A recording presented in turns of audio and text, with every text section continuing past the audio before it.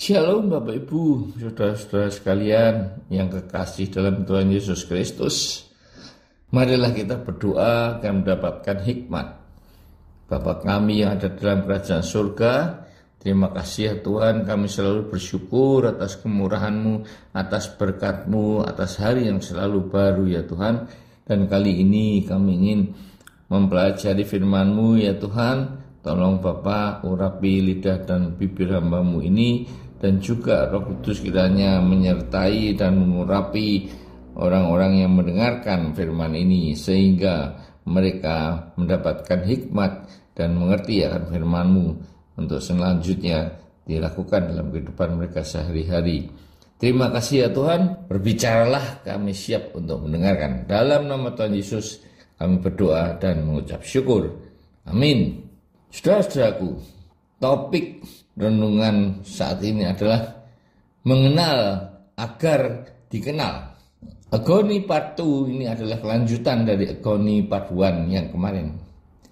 Nah saudara-saudara, sebelum kita menikah, tentunya kita akan saling mempelajari untuk mengenal pribadi calon pasangan hidup kita.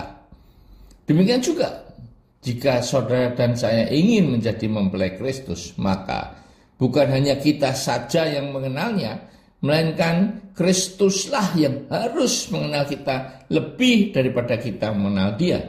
Karena Dialah yang menentukan apakah kita dapat diterima sebagai mempelai wanitanya atau tidak. Dialah penentu keselamatan saudara dan saya. Atau kita diusir keluar karena tidak dikenalinya, seperti ayat-ayat berikut ini. Dalam Lukas 15 ayat 26-27, maka kamu akan berkata, kami telah makan minum di hadapanmu dan engkau telah mengajar di jalan-jalan kota kami.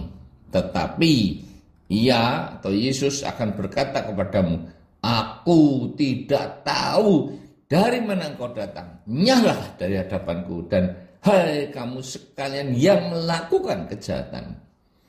Saudara-saudara, kita semua mengenal Jokowi sebagai Presiden NKRI, namun dapat dipastikan bahwa beliau tidak mengenal saudara dan saya.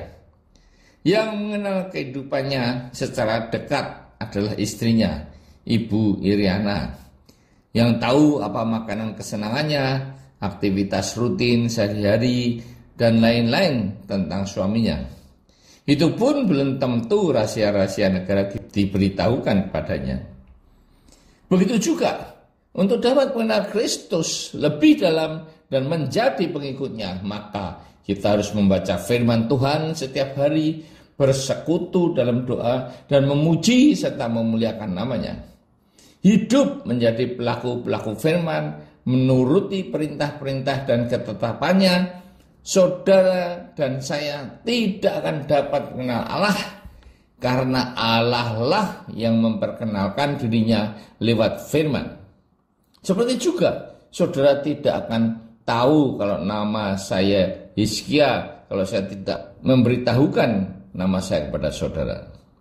Ya, betapa sedih, atau orang Jawa bilang nelongso, ketika Kristus tidak mengenal kita, sekalipun kita mengaku makan minum di hadapannya dan tahu Dia mengajar lewat khotbah-khotbah, pemahaman Alkitab, komsel, dan sebagainya. Artinya, sekalipun kita rajin ke gereja, rajin mengikuti kegiatan-kegiatan yang ada, menjadi aktivis, bahkan seorang pelayan Tuhan ternyata tidak dikenal oleh Kristus, seperti dalam ayat Matius 7 ayat 22 dan 23. Pada hari terakhir, banyak orang akan berseru kepadaku, Tuhan, Tuhan, bukankah kami bernubuat demi namamu dan mengusir setan demi namamu dan mengadakan banyak mujizat demi namamu juga? Pada waktu itulah aku, yaitu Kristus, akan berterus terang kepada mereka dan berkata, aku tidak pernah mengenal kamu, henyalah daripadaku, kamu sekalian pembuat kejahatan. Ternyata bahwa pembuat mujizat dan pendeta-pendeta terkenal di dunia, beberapa di antaranya adalah oknum pengkhotbah palsu atau guru-guru palsu, sebagaimana dapat dilihat dari YouTube dengan mengetik false preachers dengan bukti-bukti dan alasan-alasan yang ada. Dalam Yohanes 10 ayat 27, domba-dombaku mendengarkan suaraku dan aku mengenal mereka dan mereka mengikut aku. Yesus sebagai gembala yang baik, suaranya akan dikenal oleh para dombanya dan mereka juga mengikut dia, yaitu barang siapa yang mau sakal diri dan memikul salib setiap hari sebagai syarat untuk mengikut dia. Dengan kata lain, meskipun kita rajin ke gereja, menjadi aktivis gereja, bahkan seorang pendeta terkenal, ternyata semuanya itu hanya kita lakukan rutinitas saja. Sebagai seorang agamis yang mengikuti ritual-ritual agama, atau hanya sekedar dijadikan topeng untuk disalahgunakan. Tetapi tidak ada kerinduan yang mendalam untuk mengenal dan mengasihi Kristus, yaitu dengan menuruti dan melakukan perintah-perintahnya. Terlebih lagi, pengajar-pengajar palsu yang sekalipun dapat menyembuhkan orang sakit, mengusir setan atas nama Yesus, ternyata pembohong-pembohong yang menyesatkan para jemaatnya, seperti orang Farisi yang memanfaatkan pengikut-pengikutnya untuk kepentingan pribadinya. Semua pengakuan-pengakuan ini dikatakan pada hari terakhir, yaitu hari penghakiman takhta putih, di mana Kristus sebagai hakim yang adil, dan barang siapa yang tidak dikenal Kristus akan binasa selama-lamanya, dilemparkan ke dalam lautan api neraka. Saudara-saudara, dalam penghakiman terakhir di Matius 25, Kristus juga mengusir orang-orang yang terkutuk karena ketika dia lapar tidak diberi makan, ketika dia haus tidak diberi minum, ketika telanjang tidak ada yang memberi pakaian, ketika dia sakit dan dalam penjara tidak ada yang merawatnya. Semuanya ini adalah kiasan yang dimaksudkan bagaimana kita memperlakukan orang-orang hina papa, yaitu orang-orang miskin. Jika saudara dan saya tidak dapat mengasihi mereka yang kelihatan di dunia ini, bagaimanakah saudara dan saya dapat mengasihi Allah yang tidak tampak? Saudara-saudara, Maria yang duduk dekat kaki Yesus dan terus mendengarkan perkataannya ternyata lebih dikasihi daripada Marta yang sibuk melayani Yesus. Ketika Marta malah menyuruh Yesus agar Maria membantunya, maka Yesus berkata bahwa Marta khawatir dan menyusahkan diri dengan banyak perkara, sedangkan Maria telah memilih bagian yang terbaik yang tidak akan diambil daripadanya, yaitu mendengarkan perkataan Yesus.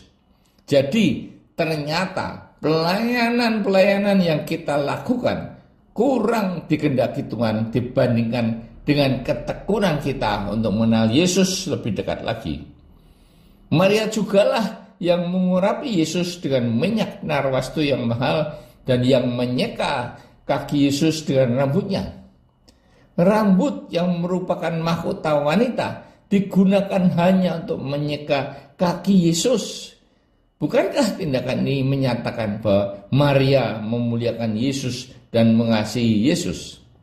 Saudara-saudara, marilah mengenal Kristus lebih dalam lagi, mempelajari firman-Nya dan menjadi pelaku-pelaku firman, hidup dalam kebenaran dan kekudusan, agar kelak dalam penghakiman takhta putih Kristus akan berkata, baik sekali perbuatanmu itu, hai hambaku yang baik dan setia. Engkau telah setia memikul tanggung jawab dalam perkara yang kecil. Aku akan memberikan kepadamu tanggung jawab dalam perkara yang lebih besar. Masuklah dan turutlah dalam kebahagiaan Tuhanmu.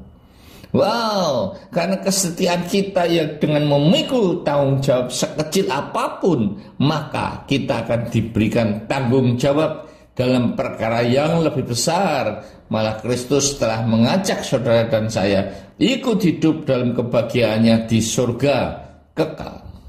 Saudara-saudara, marilah kita mengenal Kristus lebih dekat lagi, seperti Maria yang tidak dipusingkan dengan urusan-urusan duniawi seperti Marta. Marilah kita menyisihkan waktu setiap hari dengan mempelajari firman Tuhan, berkomunikasi lewat doa dan puji-pujian penyembahan, agar bukan hanya kita yang mengenal Dia, tetapi Kristus yang lebih penting mengenal saudara dan saya sebagai pengikutnya. Amin. Marilah kita berdoa.